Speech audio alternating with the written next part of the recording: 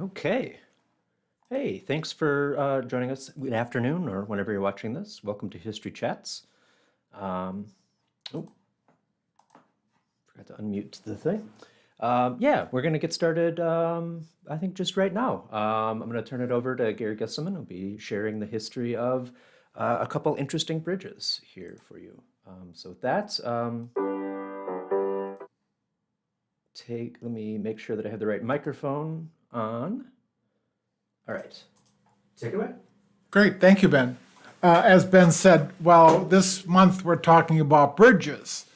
And Ben said, well, a couple bridges. Well, two bridges turned into one bridge, and here we go. But Strollers Bridge and Tannery Bridge, which became eventually the George Stevens Bridge, and now locally known as the Thomas Street Bridge. Officially still the George Stevens Bridge, but everybody knows it now as the Thomas Street Bridge. So let's talk a little bit about this. So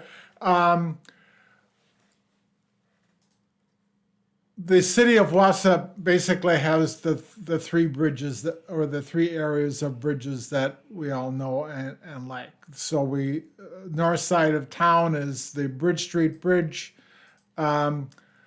In the middle of the town is the downtown bridges, and then towards the southern part of the city, the Strollers Bridge. And that's basically what we're going to be talking about today.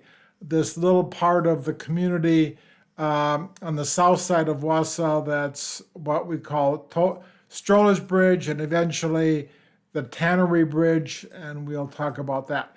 But before we go any further, we should talk about the geography of the Wisconsin River Valley, especially in this area, because it changes, and it's hard to put together this picture of the evolution of the Strollers Bridge without understanding that there was something happening along the Wisconsin River, and that is what we call the slough. So in the earlier years, around 1900, there was the blue part of the Wisconsin River was really never a part of the Wisconsin River itself. It was sort of a slough for the sawmills, and it was just another level of water that carried lumber down the Wisconsin River. Eventually, a little bit later, the map on the right shows you the diminishing of that slough because we started to fill in that slough, and about 1940 or thereabouts, it's just a little bit of a remnant. You can see where Strollers Bridge is coming across the Wisconsin River at that point in time. So in 1904, these bridges were not here. So a little bit of a geography of this part of the city at that time. Stark Island became eventually Fern Island. Oak Island was an island, so that's where that slough coming down and coming into the rest of the Wisconsin River. And basically on Grand Avenue on your right is where the Central Fire Station was. So that's sort of the geography of this, a little bit of this land at this point in time. A little bit later, in 1912, we can see the bridges coming over the Wisconsin River. Over that right part is the slough, but I wanted to just give a little bit of a reference because on the west side of the river was something called the Tannery, and that's how this part of the bridge took the name of the Tannery Bridge. That was just a United States Leather Company tannery, a big factory on the west side of Wausau, and joining a lot of other manufacturing on the west side, like Underwood Veneer and some of the window places on the west side. Eventually, 3M and some quartz factories also on that part of the west side of Wausau. So this is the way it looks today, completely different. So this may look familiar to you. So a little bit of Google gets a little bit of their parks wrong, but so be it. But it's pretty much a straight line, and we'll talk a little bit about how this all came to be. But let's go back to early part of the 1900s. This article in the Wausau Daily Herald talking about the Tannery Bridge was led to the 1904. Basically, this article saying that, okay, the Tannery Bridge is coming in 1904, built by the Wisconsin Bridge Company, and then and then a little bit earlier, the Tannery Bridge and the Strollers Bridge to the Hennepin Bridge Company. Both of these were being built around 1904 and 1905. So that's the beginning of these bridges that connecting the east side and the west side of the city of Wausau. So let's start a little bit of a journey here. We're on the corner of Grand Avenue and what we now call Thomas Street, looking at Hammond Park.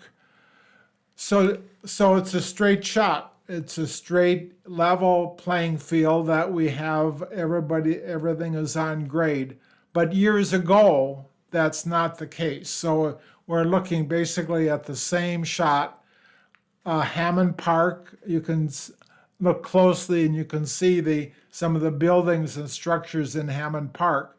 But you see that the road, or Strollers Lane, is going down. You see the brick wall, well, maybe not a brick wall, but you see a wall there holding up Hammond Park at what we would call at grade. So the cars are going down to the grade, down really to the grade of the Wisconsin River. And this is what eventually became what came to be called Strollers Bridge or Strollers Lane. We don't really know how it came to be called Strollers. There is no strollers that we can find in the city directory that it was named after. So we're assuming it was meant for strolling. And I think that it was mostly a walkable. Remember 1904, 1905. This would mostly have been walkable, maybe some horse and carriages and that type of thing. Not too many cars using this approach, but people needed this bridge to get to the tannery, to all the factories on the west side of the river, and the people on the west side of the river needed something to get to the brewery on the east side, St. Mary's Catholic Church on the east side. So this was a very important part of getting people walking as well as most likely horse and carriage across the river. So again, just a little bit of a reminder: the slough coming through, and at grade was the Chicago Northwestern also coming across Strollers Lane. So we can see, looking west, we're seeing the Strollers Lane, and we see the railroad tracks of the Chicago Northwestern coming across at grade, and going. So they would be going north and south. At the present time, you do not see this because the Thomas Street Bridge, the new bridge, covers the railroad tracks that are underneath the bridge. Just another type of, I think this might be the Tannery Bridge going to Oak Island. I'm not quite sure. It seems like the brewery is off on your left, and so I think that's the picture. And this is a little bit of a confusing to me, but I think that we're looking east. So as the bridge comes closer to the river, comes down to the river, this is the slough bridge as it is approaching Oak Island. Remember, Oak Island was an island at one time. Repeating that, but here, so here we come. Here we see the Slough Bridge coming to Oak Island. Again, another picture of the Strollers Lane coming across the bridge. In 1912, there was a fairly famous flood in the city, and this is that Strollers Lane capturing some of the lumber that was coming down and I think that this may have been the East Branch of the Wisconsin River at that time. And that same flood took out the what we came to be called the Tannery Bridge. This picture is looking north, so I think that would be the breweries in front of you in the distant. Just a little bit, I show this map just as a little bit of a reminder. Strollers Lane crossing Oak Island and coming across to William. So through the years, this has all changed. Of course, William Street, this whole William Street, Strollers Lane coming into Lemke was all renamed into Thomas Street, so that all now has the name of Thomas Street, thus the Thomas Street Bridge. Somewhere in the early parts, I think around the 1930s, the Tannery Bridge, or that part going specifically to the west side, was a little bit of let me just back up, a more firmer, not so much of a rickety bridge. It was a trestle bridge coming over that part of the Wisconsin River. A little bit picture of the same on your left. And then this is a little bit of a nicer picture showing that part of the what we would most likely at that time still call the Tannery Bridge coming over the Wisconsin River to the west side. And if you remember several years ago, I used this picture because that wall on the west side of the Wisconsin River, that granite wall, was taken out recently because of some development along the trail. But there's that wall, as well as some of the businesses showing up on William Street, which would now be called Thomas Street. So then things then start. This is a newer look. So now we see that the slough is gone. River Drive, a lot of fill came in. We now have River Drive, and now we see what we pretty much now know as the Thomas Street Bridge. One span coming over the river and another span coming over the railroad tracks just below Hammond Park. So in 1952, the city, the county, as well as the state of Wisconsin built the George Stevens Memorial Bridge, and that's basically the bridge we know today. So this is the bridge. It's pretty much the same. It has undergone a few remodeling through the years, but it pretty much is the same structure that we see today. But it's interesting to note that in 1952, there was a letter to the editor saying, well, what's this with George Stevens? And then he went on to say, well, it really just should be Thomas Street, because, and why don't you call it the Thomas Street Bridge, and just change William Street to Thomas Street, making it one street, as Thomas Street is the one most traveled streets in the city. So at 52, and it took, 40 years or so for the city to relive this suggestion from this person and change everything to Thomas Street, from Lemke to Williams to, and then eventually meeting up with the original Thomas Street on the west side. So this is the Thomas Street, the George Stevens Bridge that we know, the River Drive coming up, the fill coming in. And so this is pretty much a little bit of the story of how that slough, or that Strollers Bridge, that Tannery Bridge all came to be as part of this bridge on the south side of the city of Wausau. So here it is, that same bridge. It's all completely different. The slough is gone. Oak Island Park is now called Oak Park.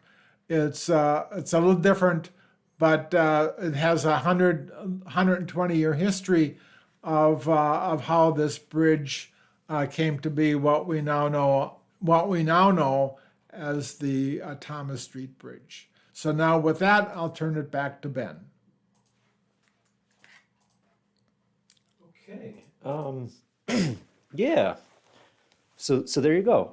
Again, we've been doing a bunch of bridges. This is one of the ones that's hard, as you can see from this graphic. There's a bunch of different names for the same bridge, and often that does happen.